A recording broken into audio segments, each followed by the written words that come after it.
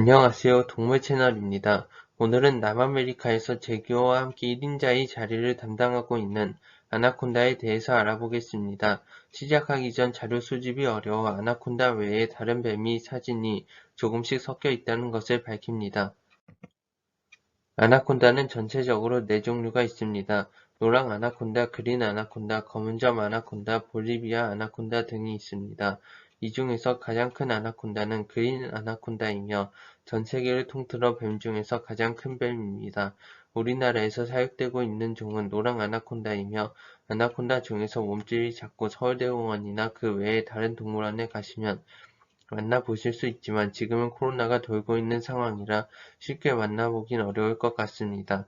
오늘 영상에서는 그린 아나콘다를 중심으로 알아보겠습니다.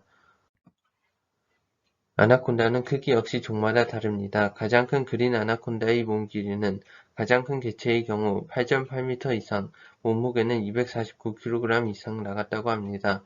아나콘다는 암컷이 수컷보다 더 크기 때문에 이 개체도 암컷이었을 가능성이 높아 보입니다. 물론 길이는 그물무늬 비단뱀이 더 길다곤 하지만 몸무게에서 아나콘다가 앞서기 때문에 아나콘다 중 특히 그린 아나콘다가 전 세계의 뱀 중 가장 거대한 뱀이 된 것입니다. 아나콘다는 뱀 중에서도 수영을 잘하는 편입니다. 아나콘다는 물속에서 시속 16km로 물속을 이동하며 육지에서보다도 빠른 속도입니다. 그래서 아나콘다를 마주칠 일이 있다면 물속에서 만날 수 있을 가능성도 충분히 존재합니다. 보통 뱀은 작은 머리 때문에 생쥐 같은 소형동물을 먹이로 삼는다고 생각하시는 분들이 많으실 것입니다. 그러나 물론 아시는 분도 있으시겠지만 뱀은 자신이 턱이 고정되어 있지 않아서 턱을 크게 벌리는 것도 가능하기 때문에 아나콘다가 카이만 악어를 삼킬 때도 한 입에 삼킬 수 있는 것입니다. 원래 뱀에 대한 책을 보면 독이 있는 뱀은 새끼를 낳고 독이 없는 뱀은 알을 낳는 것이 일반적인 사례입니다. 그런데 아나콘다는 독은 없지만 난태생입니다. 여기서 포유류가 새끼를 낳는 방법과의 차이를 추가로 알아보겠습니다. 포유류는 뱃속에서 새끼를 그냥 낳는데 파충류의 경우는 어미 뱃속에 알이 생긴 후 알이 부화하면 그때서야 새끼가 어미 밖으로 나갑니다. 그래서 알이 생긴 후 부화한 아기뱀을 낳기 때문에 합쳐서 난태생이라고 부르는 것입니다. 재미있는 미스터리가 될 것 같아 준비했습니다.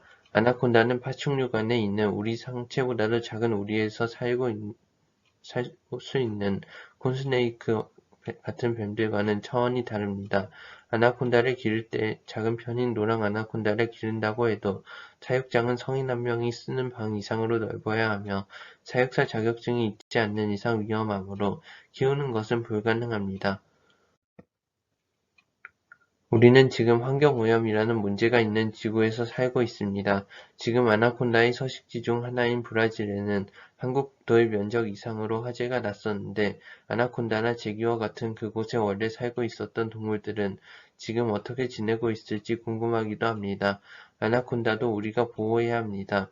이 아나콘다에게 멋있다는 칭호를 붙여준 이유는 제가 개인적으로 신기해하고 좋아하는 동물 중 하나이기 때문입니다.